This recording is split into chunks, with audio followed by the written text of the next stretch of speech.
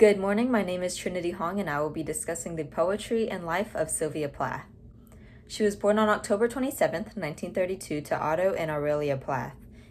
And from an early age, she worked hard to gain Otto's attention in fear of losing her father's love. And because of this, she began to view her mother and brother as competition for his love.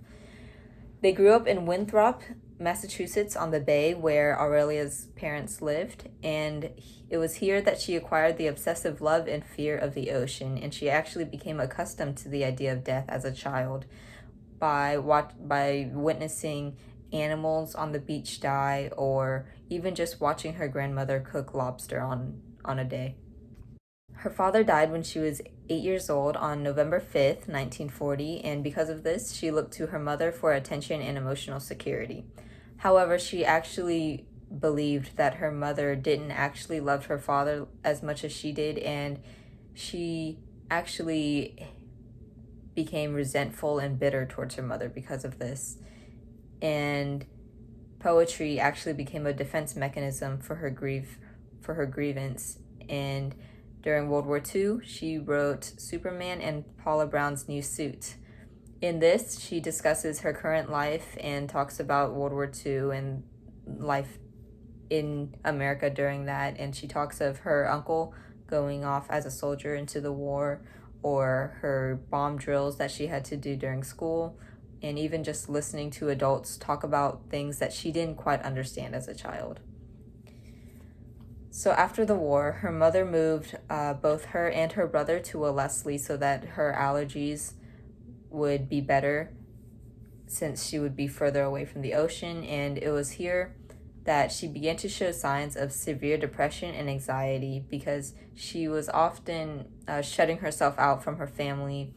And she, instead of going to her father for appraisal and emotional support, she actually began to focus into her academics in order to impress her teachers and other authoritative figures. Soon after her high school career, she earned a scholarship to study at Cambridge University, and so she moved to London and met Ted Hughes, and they married 4 months later in the summer of 1956. After their marriage, she gave birth to Frida and Nicholas Hughes and began writing The Bell Jar. Post The Bell Jar's success, she realized that she could write in a style more raw and true to herself, which many poets were actually afraid to do themselves because this was strange and people were like uncomfortable reading it. And after learning about an affair that Ted was having with one of their friends, she divorced him and began writing Ariel, which she devoted much of her time into up to the moment of her death when she committed suicide on February 11th, 1963 at age 31. So in regards to her writing career, she began writing poems at age 5, and as I mentioned before, she wrote Superman and Paula Brown's New Suit. Her first short story to be published in 17 magazine was And Summer Will Not Come Again, and the first poem she ever published was in the Christian Science Monitor her senior year, which was Bitter Strawberries. In 1953, she submitted poems to Harper Magazine and was appointed co-editor of the Smith Review. She was also approved as a student guest editor at Mademoiselle. However, when her time came at Mademoiselle, she was battling her depression and anxiety, and this is when it got really bad, and she actually attempted to commit suicide at this time, and she was actually unable to fulfill her duties at Mademoiselle, and that fell through.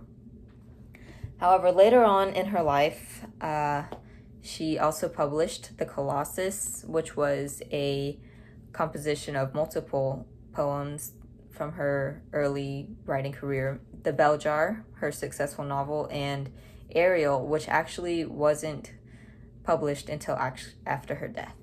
So some of her writing influences are her father, of course, Otto Plath, the ocean, her mother, Aurelia Plath, Ted Hughes, and this was all actually surrounded by her depression and ideas of death.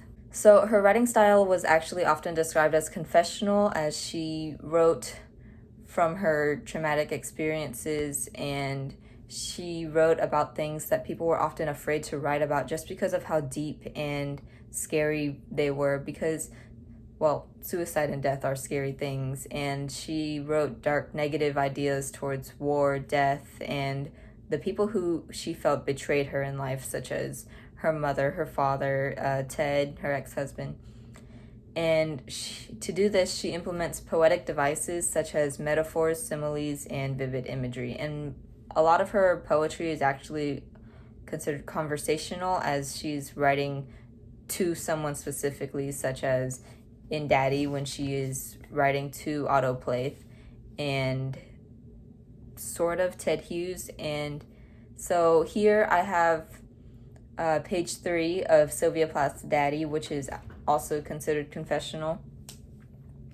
And in this, she refers to them at the beginning when she says, "But they pulled me out of the sack and they stuck me together with glue." She is actually referring to the many times she's tried to kill herself throughout her life, but was rescued by people who she didn't actually care about, and it wasn't like someone that she admired, like her father or Ted Hughes, and she felt very betrayed by that. And when she says, "I made a model of you, a man in black with the Mein Kampf look," she compares her father to a Nazi soldier who is apparently very brutal and hard to love and hard to give love.